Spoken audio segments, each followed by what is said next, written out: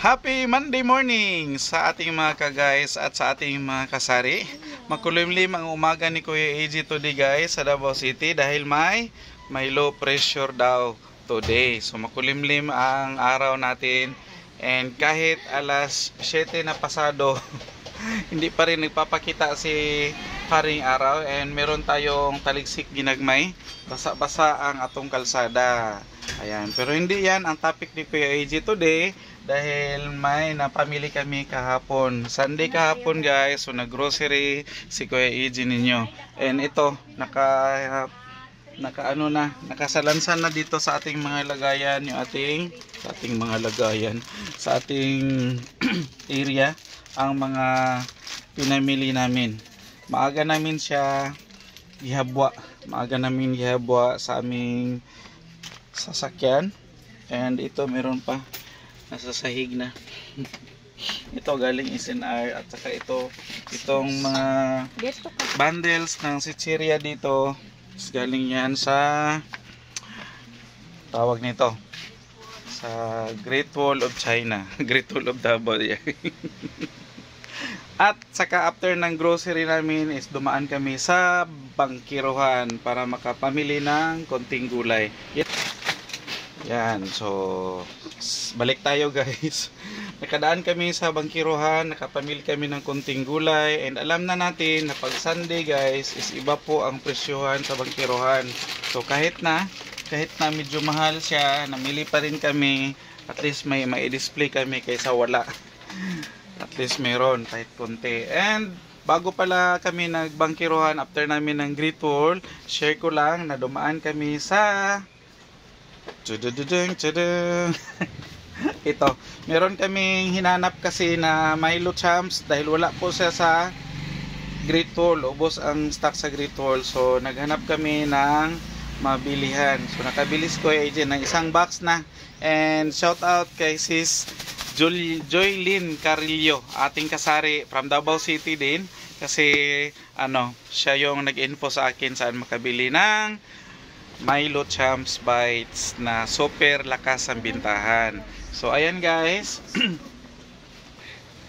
sa mga kasari pala natin guys na gustong malaman saan binili ni Kuya AJ ito, comment down below na lang para i-PM ko kayo.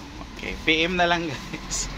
PM na lang sa gustong malaman kung saan nakabili si Kuya AJ ng Milo Champs Bites. Diba sis Joylyn? Sis Joylyn Carillo, PM is the key. Thank you ulit and shout out.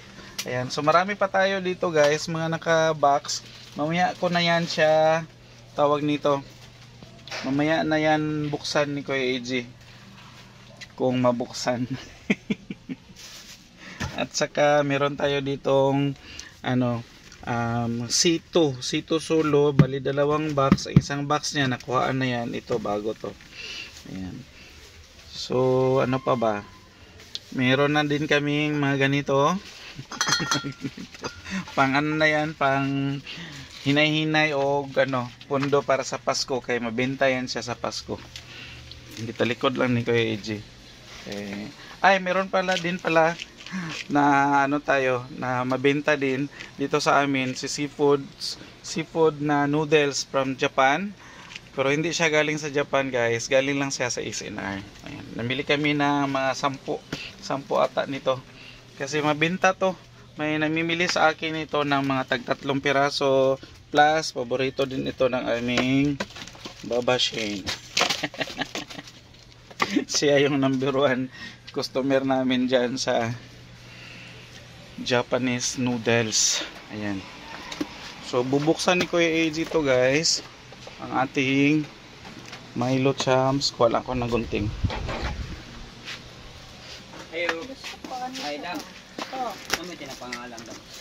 Ayan. And bukas na to.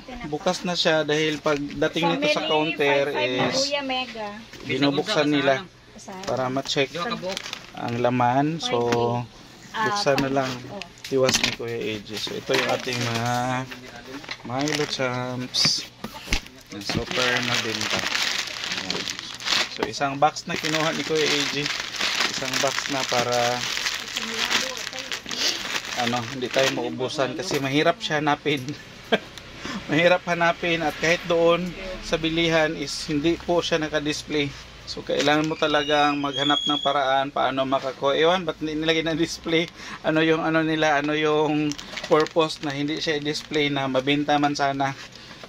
So, hindi rin natin alam. So hindi rin ako nagtanong. Ang importante is makakuha tayo ng stocks. Nakailang ikot pa kami, ilang turo pa.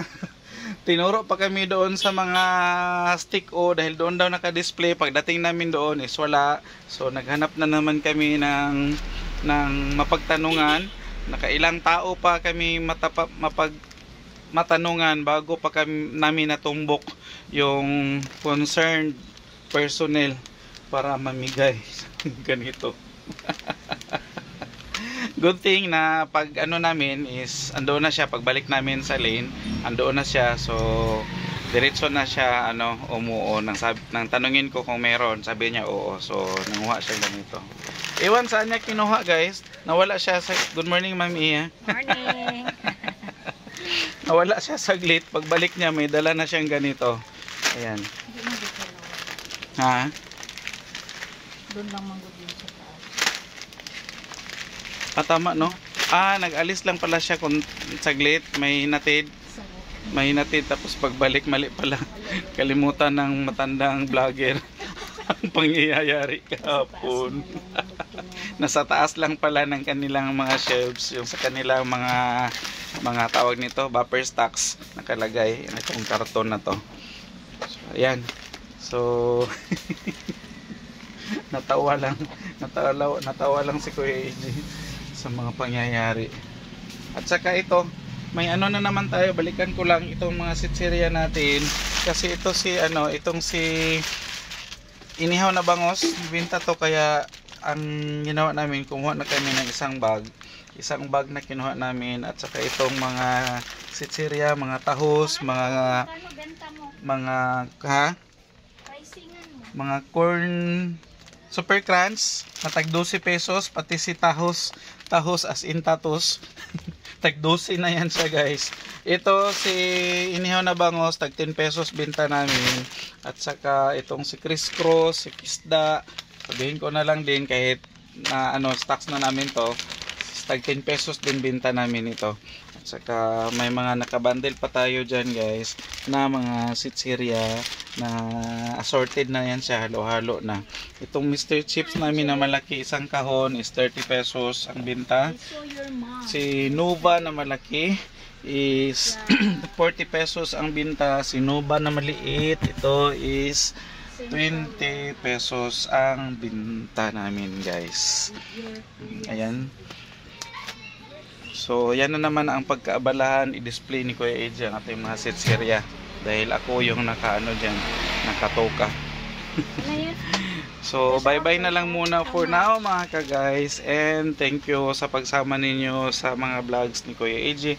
And kung may tanong kayo guys, comment na lang down below, sisikapin ni Kuya AJ na masagot yung mga katanungan ninyo. And thank you sa like kung i-like ninyo, and subscribe na rin kung hindi pa kayo nakasubscribe sa channel ni Kuya AJ sa YouTube, and paki-follow si Kuya AJ sa ating Facebook page na AJ Kimpo Vlogs pa rin. And bye bye muna for now.